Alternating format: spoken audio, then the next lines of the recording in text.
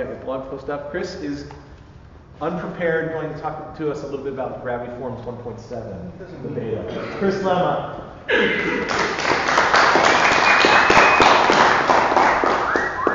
So, how many of you have used Gravity Forms before? Awesome. Okay, so you already know that it's absolutely fantastic. Bomb. Amen. Hey, Jason, am I ruining things if I move around? I have to stay in one spot? I think you're okay. Wide lens.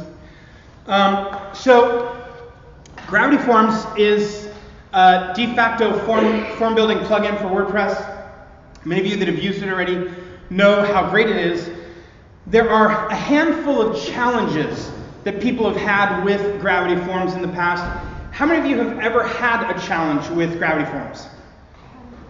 A couple of you. Okay, some of you are really hesitant to raise a hand. That's okay. There's no Gravity Form police here. So one of the biggest ones I've had, it relates to the way notifications happen at the end of a form processing. So there is, typically with Gravity Forms, the way it has been up until now, when you finish a form, when you finish the processing, designing the form, and you want to get into notifications, the way they had it set up was you would have a single admin notification and certain capabilities you could do with that, and then you had the other notification and whatever you could do with that. And the feature set or the included metadata and tags you could use differed between the two, which meant that, shy of you wanting to do something and kind of hijacking the admin email, you were left with a smaller subset of features in the second or secondary notification. Maybe that wasn't a problem for some of you. It has been a problem for me. It's been a problem for many others. And in fact, it's one of the things they get criticized the most in their own support form, right? So if you're a member and you go in and you see the questions, a lot of the questions revolve around this notion of, well, how come I can't do this? How come I can't do that? And so in 1.7, they're changing that.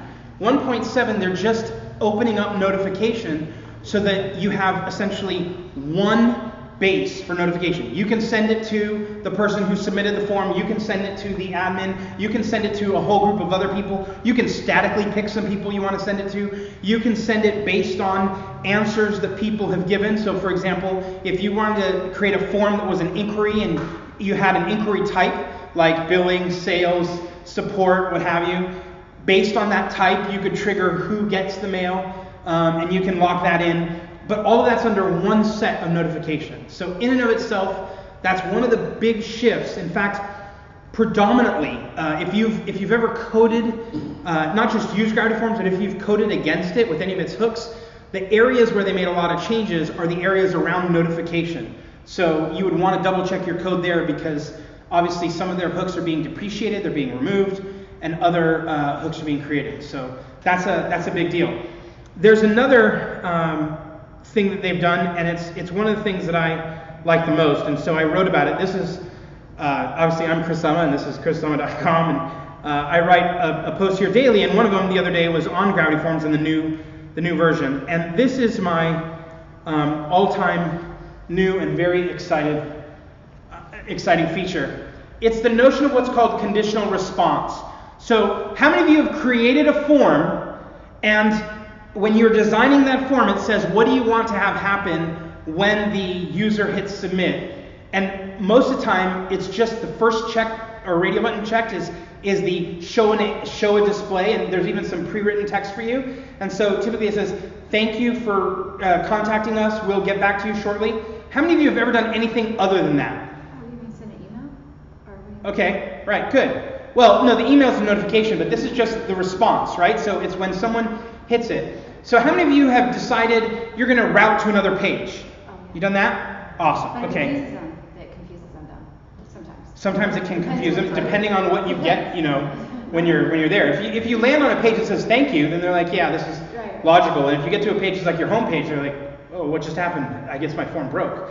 But you have options, right? And one option was to display some text. Another option was to go to one of the pages or to go to a URL that you'd set up. And that was what you had. And if you wanted to do something different, I wrote an article months ago about sending a text message to people, right? And so when you wanted to send a text message using a Gravity Form, you would have to tap into a hook and then you'd have to write a little bit of code, and then you'd have to make that thing happen, because it wasn't like you were going to natively get some cool features automatically. And so this is called conditional response. And conditional response is, without question, it's my favorite feature. It is also, how many of you are freelancers? Okay, a decent number of you. I'm a paid lancer, actually. A paid lancer? Yeah. If you do custom quotes, if you do custom work, whatever, I think you're going to discover this is a potential favorite feature of yours as well. How many of you have written canned responses for different kinds of inquiries that come in or customers that send requests? Canned responses? Far less of you than there are freelancers. That should be equal 1-to-1, right? So if you want to really optimize your business, one of the things I strongly recommend is create a set of canned templates, and especially do them when you're very calm and relaxed. Maybe you've even had a sip of single malt scotch. And so when you're in that place, when you're relaxed, you can write a canned template that says, one of the questions I asked you was, what's your budget on the project? And if the client marks, the box that says, free question mark, you ought to have a response for that. You shouldn't have to create a custom email every time you're going to say no. If you do a search on Google for people who say no a lot, I show up on page 1. I'm happy for that. I literally say no all the time. And one of the things that I do is I say no via these canned templates. Right? So I have emails. In fact, in Gmail, there's a little add-on you can add that does canned responses. And so when I get the email in from my website that says someone has this request, and more often than not, it's can you fix all this stuff and can you do it for free because I'm a student, I don't have any money, or other crazy things like that.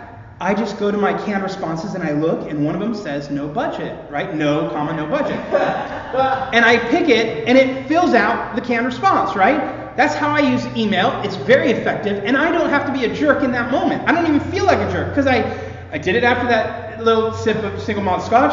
It was very calm and casual. I wasn't really upset at anyone when I wrote the canned response. And so now I can use that response. I have responses for all sorts of no's, plus a couple yeses, right? I got one of those ones. Yeah. Lauren may have the whole library of them. He just doesn't know it. So here's what Gravity Forms did. Gravity Forms decided to make my life better.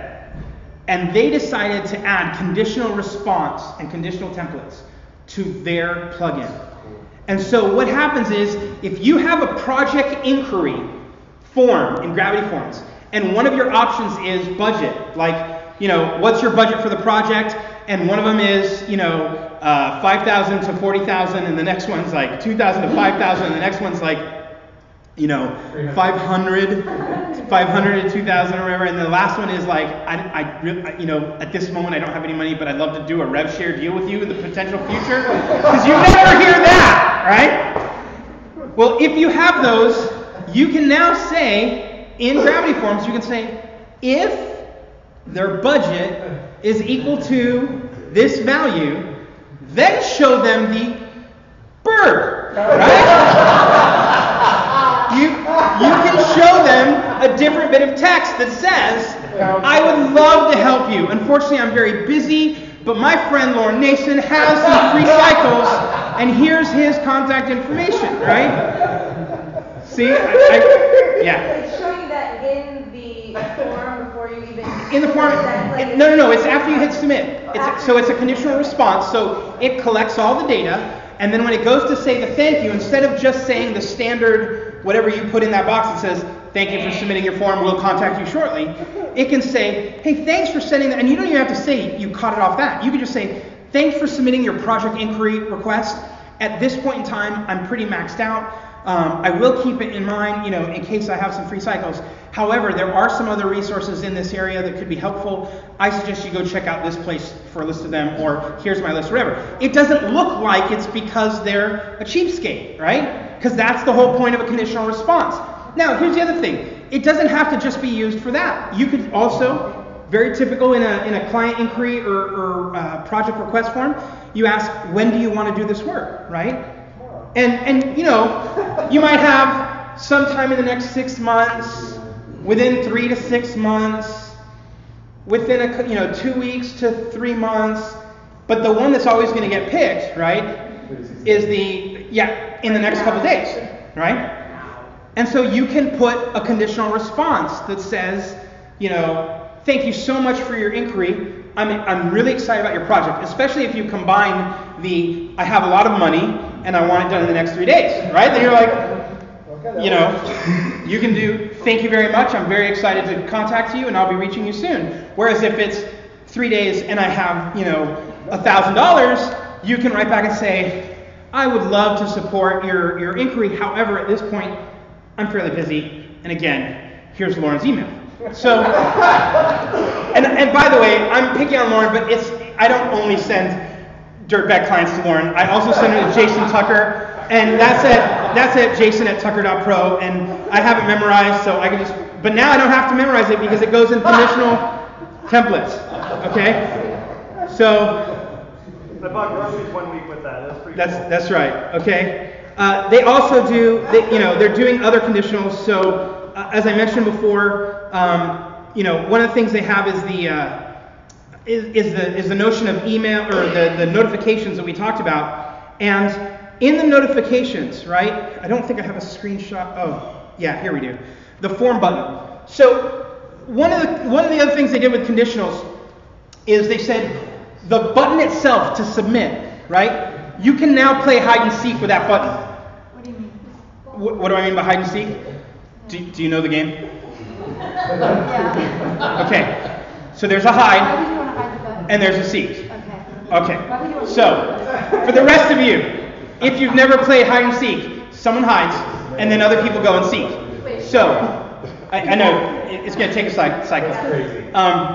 So you can play hide and seek with a button, right? Now, you might be wondering, why would I ever want the button to not show up? Well, even if you make certain fields required fields just means something's in them, right? So if you make the email a required field, and so all they have to do is type an A and they can jump to the next field, it doesn't mean you're going to get the quality response you want, right? Now, that may not be a big deal if they're, a dirtbag client that you don't want to work with, but if you're offering a free ebook and all you have to do is give me a couple of bits of information and their couple of bits of information are all fake, right? That's going to be pretty frustrating. So they have conditional logic for even displaying the submit button. Right. So you can say, if the email doesn't have the @ then it's not really an email. Don't show the button. Or if the phone number doesn't have, certain number of digits, then don't show the button, right? And so you get the ability to leave that submit button hidden until it has met conditions that you define, and then it will show up so they can hit submit. So it's the conditional work that they've done all around messaging and responding, all that tail end of the process of a form has all gotten amazingly better. And it's in 1.7. 1.7 is out now in beta, so people can download it. You can install it and work with it. If you've written hand code against some of those hooks, again, that's where you want to check out. And they have, if you go online and look at their site, they have a post about the items that have changed, so that you can go back and look and see if your hooks are impacted. But other than that, now the question is just when will it come out? When will it go live? And really the issue is as fast as we can test it, right? Because it's in beta. So I've talked to the guys, Carl, and the entire team over at Rock Genius, and they're just like, look, we just want to get it in people's hands, test it, and if we can get it done, we want to get it out there to everyone. It's absolutely fantastic. Chris. Yeah. On the contains, on this example where email contains an @ sign, can I go ahead and add email also contains a period? Yep. So in fact, if you look real close, there's a plus and a minus next to each rule. You can add as many pluses as you want. You just keep adding rules. So you can say, it has this, and they're all ands. Okay, it's all ands. Yeah. And those rules are for each individual form item, not the These whole form. these are the rules for the form, because this is the specific button. So the button doesn't show up on the form unless all your rules pass.